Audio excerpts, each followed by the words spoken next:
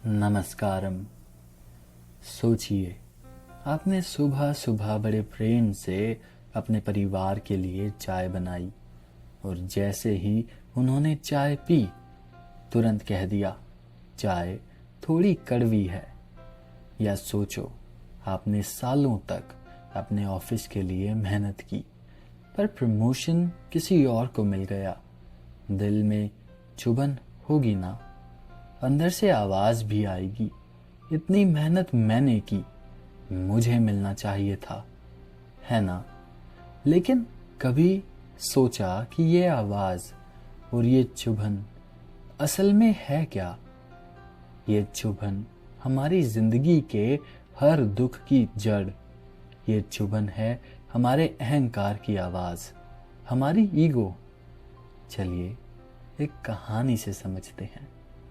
एक बार एक राजा ने अपने दरबार में एक साधु को बुलाया। राजा ने गर्व से कहा, साधु जी, मेरे पास सबसे ज्यादा शक्ति और सबसे ज्यादा धन है। इस दुनिया में मैं सबसे ज्यादा धनवान हूँ। मेरे पास हजारों सेना, हजारों महल हैं। साधु मुस्कुराए और शांत स्वर में बोले, महाराज, एक प्रश्न का उत्तर दीजिए। जब आप सो जाते हैं, आपका महल कहाँ होता है? जब आप मर जाएंगे, क्या ये महल आपके साथ जाएगा या यहीं रह जाएगा?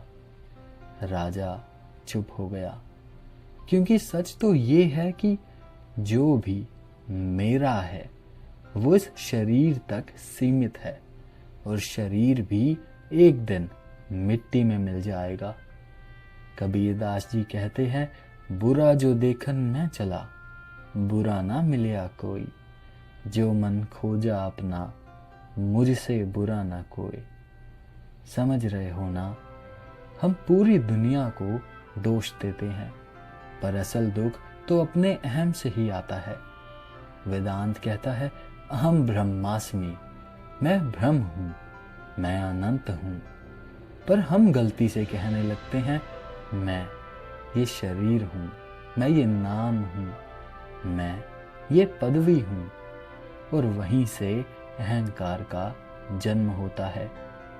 भगवत गीता में भगवान श्री कृष्ण अर्जुन से कहते हैं, ये शरीर क्षण भंगुर है, जो भी इससे जुड़ा है वो सब नश्वर है, लेकिन तुम अनंत और अविनाशी हो। अहंकार असल में एक भूल है, अपनी असली पहचान को भूल जाना। और जब ये भूल दूर होती है तो बस सत्य बचता है, प्रेम, करुणा और शांति बचती है। सोचो, अगर एक मिट्टी का घर खुद को कहने लगे, मैं ही मालिक हूं, मैं ही सब कुछ हूं, तो क्या होगा? एक आंधी आएगी और उसे उड़ा देगी। वही हाल हमारा है। हम अहंकार के महल बनाते हैं, पर एक छोटी सी हवा, एक अपमान, एक हार, एक समस्या और सब बिखर जाता है। इसलिए जो टूटता नहीं, जो बिखरता नहीं, उसी पर आधार रखो और वो तुम्हारी असली पहचान है, आत्मा।